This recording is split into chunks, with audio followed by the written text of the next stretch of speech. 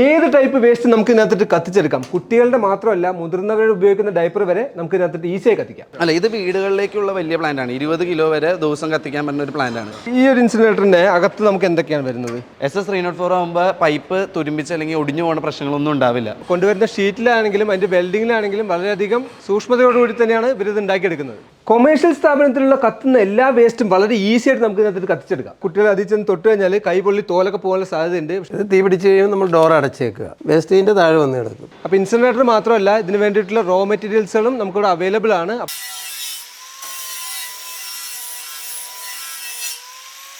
Green mango cousins ഇപ്പോൾ നിൽക്കുന്നത് എറണാകുളത്താണ്. മേഡയിൽ ഇൻസിനറേറ്റർ എന്നുള്ള കമ്പനിയിലാണ് നമ്മൾ വന്നിട്ടുള്ളത്. അപ്പോൾ എനിക്ക് ചുറ്റും കാണാം ഒരുപാട് ഇൻസിനറേറ്റർ അടുക്കി വെച്ചിട്ടുള്ളത്. അപ്പോൾ എന്താണ് ഇൻസിനറേറ്റർ എന്നുള്ളതും ഇതിൻ്റെയൊക്കെ വർക്കിംഗ് എങ്ങനെയാണെന്നുള്ളതാണ് ഈ വീഡിയോയിൽ ഡീറ്റെയിൽ ആയിട്ട് കാണാൻ പോകുന്നത്. അപ്പോൾ നമുക്ക് വീഡിയോയിലേക്ക് കിടക്കാം. നമ്മുടെ കൂടെ മേഡയിൽ ഇൻസിനറേറ്ററിന്റെ ടെക്നിക്കൽ ഹെഡ് നവീൻ ബ്രോ ഉണ്ട്. ബ്രോ നമസ്കാരം. എന്താണ് ആക്ച്വലി ഇൻസിനറേറ്റർ എന്ന് പറയുന്നത്? ഇൻസിനറേറ്റർ എന്ന് പറയുകയാണെങ്കിൽ നമുക്ക് വീടുകളിലെയും കൊമേഴ്സ്യൽ ആയിട്ടുള്ള വേസ്റ്റ് എല്ലാം കത്തിച്ച് കളയാൻ ഉപയോഗിക്കുന്ന ഒരു പ്ലാന്റ് ആണ്. നമ്മൾ ഈ ഒരു ഡോറിൽ കൂടെ നമ്മുടെ വേസ്റ്റുകളെല്ലാം ഇടുന്നു, ഒരു പേപ്പർ കത്തിച്ചിട്ടിട്ട് ഇത് നമ്മൾ ക്ലോസ് ചെയ്ത് കൊടുക്കുക. നമ്മളിട്ട വേസ്റ്റ് എല്ലാം കത്തി ആഷ് ആയിട്ട് നമ്മുടെ ഈ സെക്കൻഡറി ചേംബറിലോട്ട് വരും. ഓക്കെ, ബേസിക്കലി ഇതാണ് ഇതിൻ്റെ ഒരു വർക്കിംഗ് വരുന്നത്.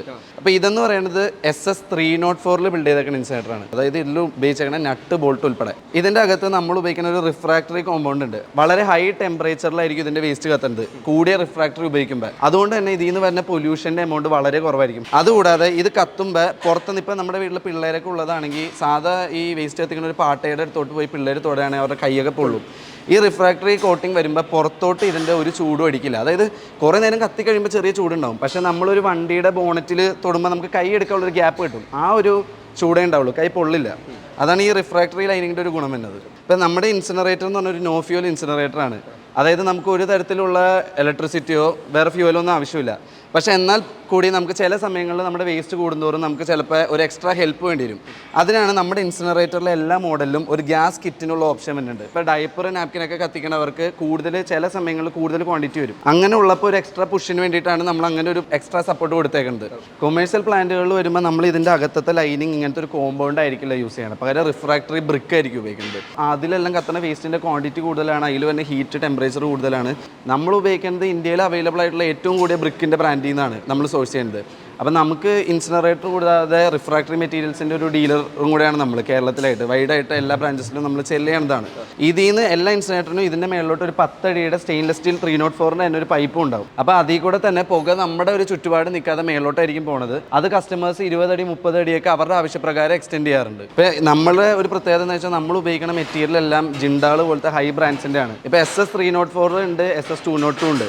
പല ഇൻസിനറേറ്ററുകളും കമ്പനികളും പറയും ഞങ്ങളുടെയും SS ആണെന്ന് പറയും. പക്ഷേ ഇതിൻ്റെ ഗ്രേഡ് തമ്മിൽ വളരെ വ്യത്യാസമുണ്ട്. ആന ആട്ടുകുട്ടിയും പോലെ വ്യത്യാസമുണ്ട്. ഒന്നാമത് ഇതിൽ ഹൈ ടെമ്പറേച്ചറിലൊക്കെ ബേൺ ചെയ്യുന്ന ഒരു എക്യുപ്മെൻ്റ് ആകുമ്പോൾ ക്വാളിറ്റി വളരെ ഇമ്പോർട്ടൻ്റ് ആണ്. ഇവിടെ നമുക്ക് 2 തരം വെൽഡിംഗ് ഉണ്ട്, ഒന്ന് മിഗും ഒന്ന് ടിഗും. ഇപ്പം നമ്മൾ SS ബിൽഡ് ചെയ്യുന്നത് ടിഗ് വെച്ചാണ് നമ്മൾ വെൽഡിംഗ് മൊത്തം ചെയ്യുന്നത്. സാധാ വെൽഡിംഗ് അല്ല, ഇൻഡസ്ട്രിയൽ വെൽഡിംഗ് ആയിട്ടുള്ള രീതിയാണ് ടിഗ് വെൽഡിംഗ് എന്ന് പറയുന്നതായാലും മിഗ് വെൽഡിംഗ് എന്ന് പറയുന്നതായാലും. ഇവിടെ മിഗ് വെൽഡിങ്ങിലാണ് നമ്മൾ മൈൽഡ് സ്റ്റീൽ ചെയ്യുന്നത്. ഇതാണ് നമ്മുടെ പ്രൊഡക്ഷൻ മാനേജർ വരുന്നത്, കണ്ണനാണ്. ഓക്കെ, അപ്പോൾ ആളുടെ ഒരു നോട്ടത്തിലാണ് ഇതെല്ലാം നടക്കുന്നത്, ഇവിടുത്തെ പ്രൊഡക്ഷനെല്ലാം നടക്കുന്നത്.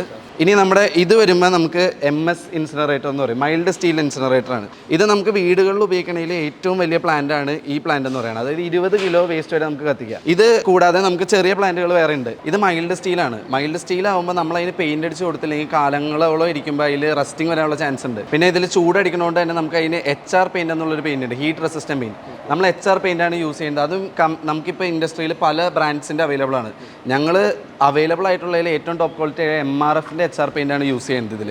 അതാകുമ്പോൾ നമുക്ക് കൂടുതൽ ലൈഫ് കിട്ടും ഇതിന്. അപ്പോൾ നമ്മുടെ കൂടെ മേഡയിൽ ഇൻസിനറേറ്ററിൻ്റെ എഞ്ചിനീയർ ഉണ്ട്, ജോസേട്ടൻ എന്നാണ് ചേട്ടൻ്റെ പേര്. അപ്പോൾ ചേട്ടാ നമുക്ക് ഈ ഒരു ഡയപ്പർ ഒന്ന് ഡിസ്പോസ് ചെയ്ത് കാണിച്ചു തന്നെ. പലരുടെയും ബുദ്ധിമുട്ടായിരിക്കും കുട്ടികളുടെയും അതുപോലെ പ്രായമുള്ളവരുടെയൊക്കെ യൂസ്ഡ് ആയിട്ടുള്ള ഡയപ്പേഴ്സൊക്കെ ഡിസ്പോസ് ചെയ്യാന്ന് പറയുന്നത്.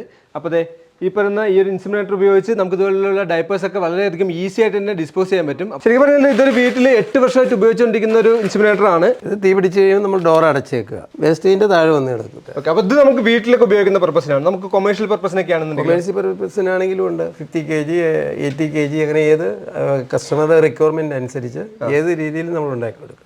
LPG ഗ്യാസാണ്. ഇത് 5 kgയുടെ ഒരു സിലിണ്ടർ, പിന്നെ ഒരു ബർണർ. ഓക്കെ, അപ്പോൾ അതിന് ഇത് എല്ലാ ഇൻസിനറേറ്ററിലും ഉണ്ടാവും ഇങ്ങനെ ഒരു പ്രൊവിഷന്.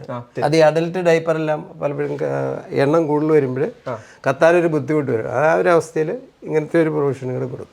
അത് നമ്മൾ എല്ലാ ഇൻസിനേറ്ററിലും എല്ലാ ഇൻസുലേറ്ററിലും ഈ ഒരു പ്രൊവിഷൻ ഉണ്ടാവും. നോർമൽ ആയിട്ടുള്ള ഇൻസിനേറ്റർ സ്ഥാപിക്കുന്ന സമയത്ത് കുട്ടികളൊക്കെ ഉള്ള വീടാണെന്നുണ്ടെങ്കിൽ ഒരു ചലഞ്ചിങ് ആണ്. കാരണം ആ കുട്ടികൾ അതിൽ ചെന്ന് തൊട്ട് കഴിഞ്ഞാൽ കൈ പൊള്ളി തോലൊക്കെ പോകാനുള്ള സാധ്യതയുണ്ട്. പക്ഷെ നമുക്ക് ഇതിനകത്താണെന്നുണ്ടെങ്കിൽ നമുക്ക് തന്നെ അതിനകത്ത് ഇൻസുലേഷൻ ഉള്ളത് കൊണ്ട് കുട്ടികൾക്ക് ചെന്ന് തൊട്ടാലും നമുക്ക് കൈ എടുക്കാനുള്ള ഒരു സാവകാശം കിട്ടും. അതുകൊണ്ട് സേഫാണ്. അപ്പോൾ നമുക്ക് ഈ കാണുന്ന ഇൻസിനേറ്റേഴ്സ് എല്ലാം നമുക്ക് ഓൾ കേരള അവൈലബിൾ ആണോ? അതെ, നമ്മൾ ടീം വന്നിട്ട് നമ്മുടെ ലൊക്കേഷനിലേക്ക് ഇൻസ്റ്റാൾ ചെയ്ത് നമ്മളെ കത്തിച്ച് കാണിച്ചിട്ടേ അവർ പോവുള്ളൂ. നമ്മൾ SS-ന് നമ്മൾ ഇന്ത്യയിൽ തന്നെ 10 വർഷം വരെ വാറണ്ടി കൊടുക്കുന്ന ബ്രാൻഡ് നമ്മുടെ മാത്രമേ ഉള്ളൂ. SS-ന് MS-ന് നമ്മൾ 5 വർഷം വരെ വാറണ്ടി കൊടുക്കുന്നുണ്ട്. ഇപ്പോൾ MS-ന് ഇതിനെന്ന് പറഞ്ഞാൽ നമുക്ക് പ്രത്യേകിച്ച് മെയിൻ്റനൻസ് ഒന്നും വന്നില്ല. ഇതിൻ്റെ പൈപ്പിൽ നമ്മൾ കുറേ വേസ്റ്റ് ഇങ്ങനെ ബേൺ ചെയ്ത് കുറേ നാൾ കഴിയുമ്പോൾ ഈ സെഡിമെൻറ്റ്സ് വരാൻ ചാൻസ് ഉണ്ട് പൈപ്പിൽ. അപ്പം നമ്മൾ തന്നെ ഇൻസ്റ്റലേഷൻ ടീം ഇൻസ്റ്റാൾ ചെയ്ത് കഴിയുമ്പോൾ അവർക്കൊരു കിറ്റ് കൊടുക്കും, ക്ലീനിങ് കിറ്റ്. അതായത് നമ്മുടെ വീട്ടിലുള്ള മെയ്ഡിന് ആർക്ക് വേണോ ജസ്റ്റ് ഒന്ന് പുഷ് ചെയ്തത് ക്ലീൻ ചെയ്യാൻ പറ്റും. ഇനി അല്ല എന്നുണ്ടെങ്കിൽ പോലും നമ്മുടെ ടീമിനെ വിളിക്കുകയാണെങ്കിൽ നമ്മുടെ ടീം വന്നിട്ട് പ്രൊഫഷണലി അതിൻ്റെ അകത്തുള്ള ആഷ് മൊത്തം ക്ലീൻ ചെയ്ത് തരും. പക്ഷേ MS ഉപയോഗിക്കുന്ന ഒരാളാണെങ്കിൽ ഇതിൻ്റെ പെയിൻറ്റിങ് ഇമ്പോർട്ടൻ്റ് ആണ്. അതായത് നമ്മൾ ഇടയ്ക്കിടയ്ക്ക് വർഷം കൂടുമ്പോൾ നമ്മൾ അതിന് പെയിൻറ്റിങ് ഒന്നുകൂടെ റീപെയിൻറ്റ് ചെയ്ത് കൊടുക്കുക. അതിപ്പോൾ ഈ ബ്രാൻഡും എല്ലാ കാര്യങ്ങളും ഞങ്ങൾ കസ്റ്റമറിനോട് പറഞ്ഞു കൊടുക്കും. കസ്റ്റമറിന് അടുത്തുള്ള ഒരു പെയിൻറ്റ് ഷോപ്പിൽ നിന്ന് വാങ്ങി സ്വയം ചെയ്യാന്നുള്ള കാര്യമുള്ളൂ. വീട്ടിലും കൊമേഴ്ഷ്യൽ സ്ഥാപനങ്ങളിലും കത്തിക്കാൻ പറ്റുന്ന എല്ലാ സാധനങ്ങളും വളരെ വൃത്തിയായി കത്തിക്കാനും ആ സാധനങ്ങളൊക്കെ പ്രോപ്പറായി ഡിസ്പോസ് ചെയ്യാൻ പറ്റുന്ന ഒരു സാധനമാണ് ഈ ഇൻസിനേറ്റർ. അപ്പോൾ ഇതിൻ്റെ വർക്കിംഗ് കണ്ടു, ഇതെങ്ങനെയാണ് മാനുഫാക്ചർ ചെയ്യുന്നത് കണ്ടു. അപ്പോൾ വീഡിയോ നിങ്ങൾക്ക് ഇഷ്ടപ്പെടണമെന്ന് വിചാരിക്കുന്നു. അടുത്തൊരു വീഡിയോയിൽ കാണുന്നതായിരിക്കും. Bye bye.